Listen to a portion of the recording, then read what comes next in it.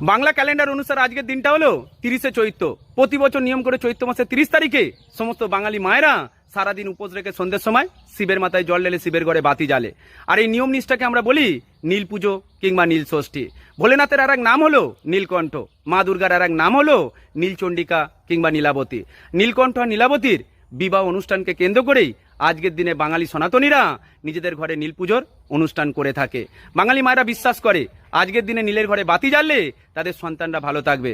সন্তানের দীর্ঘায়ু কামনার্থে প্রত্যেকটা বাঙালি মা আজকের দিনে উপোস রাখে। অনেক বাঙালি মেয়ে আজকের দিনে উপোস করে সন্তানের মুখ দেখার সুযোগ পেয়েছে। তাই ভোলেনাথের কাছে আজকের দিনে প্রার্থনা আমার এটাই, ভোলেনাথ পৃথিবীর সমস্ত মায়ের মনের ইচ্ছেকে তুমি আজকে গুরুত্ব দিও, পৃথিবীর সমস্ত মাকে তুমি ভালো রেখো। কারণ তুমি হলে সৃষ্টিকর্তা, তুমি এই জগৎকে সৃষ্টি করেছো, কিন্তু সৃষ্টির পর থেকে এই জগৎকে এক সুতোয় বেঁধে রেখেছে আমাদের মায়েরা। মায়েরা ভালো থাকলে আমরা সন্তানরা ভালো থাকতে পারবো। তাই সবাই মিলে চিৎকার করে বলে ওঠো, জয় ভোলেনাথ, জয় ভোলেনাথ, জয় ভোলেনাথ।